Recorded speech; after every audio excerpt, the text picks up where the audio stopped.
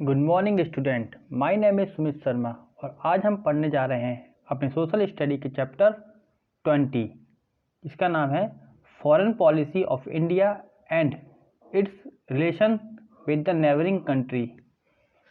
भारत की विदेश नीति एवं पड़ोसी देशों से संबंध। विदेश नीति विदेशिक संबंधों का सारभूत तत्व है। आज विश्व के सभी देश एक दूसरे से भौगोलिक दूरी पर स्थित होते हुए भी मीन्स ऑफ कम्युनिकेशन के कारण यानी संचार के साधनों के कारण निकट आ गए हैं। विश्व के किसी भी भाग में घटने वाली घटना दूसरे देशों पर आवश्यक रूप से प्रभाव डालती है।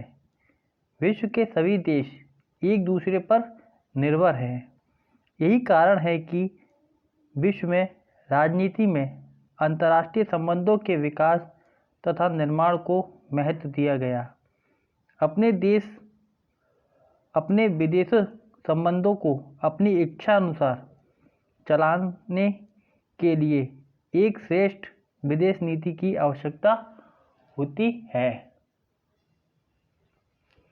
विदेश नीति उन सिद्धांतों का समूह होती है जो एक देश के द्वारा अपने राष्ट्रीय हितों को ध्यान में रखकर अपनाई जाती है। इसका दूसरे अर्थों में संबंध है कि दूसरे राज्यों से अपने संबंधों के स्वरूप स्थिर करने के निर्णयों का क्रियान्वयन ही विदेश नीति है। इसी प्रकार विदेश नीति एक स्थायी नीति होती है जो राष्ट्रीय जीवन मूल्यों से निर्मित होती है। आवर फॉरेन पॉलिसी, हमारी विदेश नीति। भारत की विदेश नीति का विश्व पर गहरा प्रभाव पड़ा है। भारत की सांस्कृतिक अतीत अत्यंत गौरवपूर्ण रहा है। न केवल पड़ोसी देशों के साथ अपितु दूर दूर स्थित देशों के साथ भी भारत मैत्रीपूर्ण संबंधों के लिए प्रयत्नशील रहा है। भारत की विदेश नीति की जड़ें विगत कई शताब्दियों में विकसित सभ्यताओं के मूल में छिपी हुई है और इसमें प्राचीन तथा मध्ययुगीन चिंतन शैलियों, ब्रिटिश नीतियों की विरासत, स्वाधीनता आंदोलन तथा विदेशी मामलों में भारतीय राष्ट्रीय कांग्रेस की पहुंच, गांधीवादी दर्शन के प्रभाव आदि का प्रभावशाली योग रहा है। Main aims of our foreign policy, हमारी विदेश नीति के मुख्य तत्व। To make India a powerful force in the world, विश्व में भारत को एक शक्तिशाली राष्ट्र के रूप में विकसित करना। दूसरा, भारत के औद्योगिक विकास के लिए दूसरे देशों से वित्तीय सपोर्ट प्राप्त करना। उपनिवेशवाद और साम्राज्यवाद का विरोध करना। एशिया और अफ्रीकी देशों के स्वतंत्रता आंदोलन का समर्थन करना। कॉमनवेल्थ देशों के साथ संबंध बनाए रखना। राष्ट्रीय हितों की पूर्ति करना। नॉन रेसिडेंट इंडियंस यानी प्रवासी भारतीयों के हितों की रक्षा करना। पारस्परिक आर्थिक तथा जनित के रक्षार्थ एशियाई अफ्रीकी देशों को संगठित करना। संयुक्त राष्ट्र का समर्थन और सहयोग करना। Determining factor of our foreign policy, Bharat की विदेश नीति के निर्धारक तत्व। फर्स्ट है ज्योग्राफिकल फैक्टर यानी कि भौगोलिक तत्व।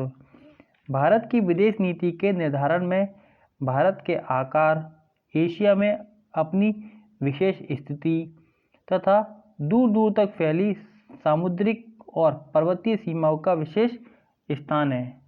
भारतीय व्यापार तथा सुरक्षा इन्हीं पर निर्भर है।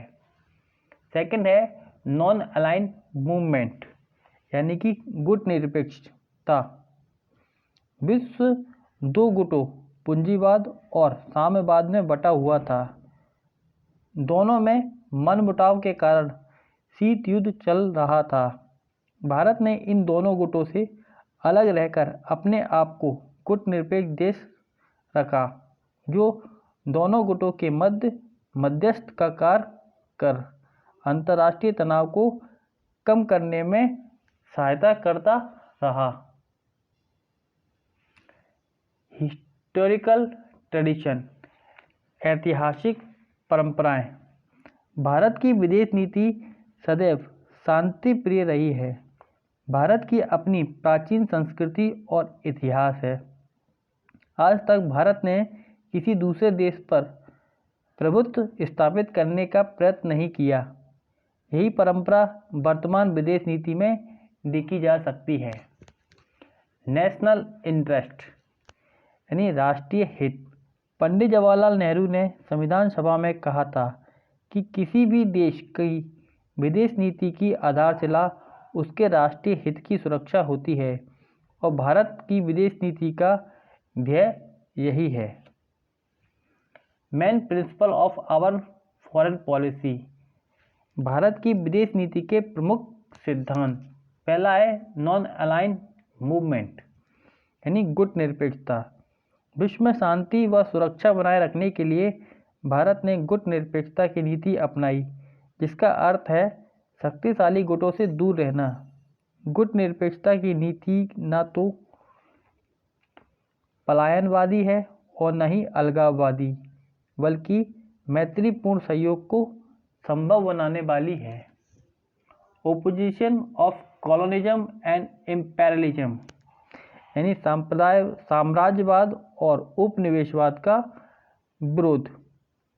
ब्रिटिश इम्पेरियलिज्म यानी कि ब्रिटिश साम्राज्यवाद के अधीन भारत दासता के दुष्परिणाम से परिचित रहा, अतः उसके लिए साम्राज्यवाद का विरोध करना स्वाभाविक था।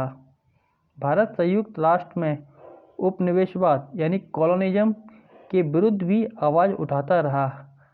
आज भी भारत नव उपनिवेशवाद के विरुद्ध आवाज़ उठा रहा है।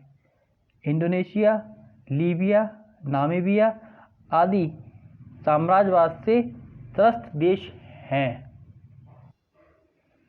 अगेंस्ट अपार्थाइड यानी कि नस्लवाद भेदभाव का विरोध। भारत सभी नस्लों की समानता में विश्वास रखता है। अपनी स्वतंत्रता के पहले भारत दक्षिण अफ्रीका की प्रजाति पार्थक्य नीति के विरुद्ध संयुक्त राष्ट्र संघ में बराबर प्रश्न उठाता रहा है। भारत ने जर्मनी की नाजीवादी नीति का भी विरोध किया। इस प्रकार अंतर्राष्ट्रीय समुदाय में नस्लवाद की पूर्ण समाप्ति भारतीय विदेश नीति का प्रमुख सिद्धांत है। नंबर 4, पंचशील। पंचशील पहली बार तिब्बत के मुद्दे पर 29 मई 1954 को भारत और चीन के बीच हुई संधि में साकार हुआ। पंचशील संस्कृत के दो शब्द पंच और शील से बना है। पंच का अर्थ है 5 और शील का अर्थ है आचरण के नियम, अर्थात आचरण के 5 नियम जो इस प्रकार हैं। नंबर 1, एक दूसरे की प्रादेशिक अखंडता और संप्रभुता का आदर। नंबर 2, नॉन एग्रेशन यानी कि अनाक्रमण, यानी दोनों देश एक दूसरे पर आक्रमण नहीं करेंगे। नंबर 3 है non interference in each other internal affair, एक दूसरे देशों के आंतरिक मामले में किसी भी प्रकार का कोई हस्तक्षेप नहीं करना। इक्वलिटी एंड म्यूचुअल बेनिफिट, समानता और पारस्परिक लाभ। नंबर 5, पीसफुल को एग्जिस्टेंस यानी शांतिपूर्ण सह अस्तित्व। Number 5, support for world peace यानी विश्व शांति के लिए समर्थन। भारत संयुक्त राष्ट्र के मूल सदस्यों में से है। वह विश्व शांति के लिए कार्य करता है। ILO, यूनिसेफ, FAO, यूनेस्को आदि से वह सक्रिय रूप से जुड़ा है।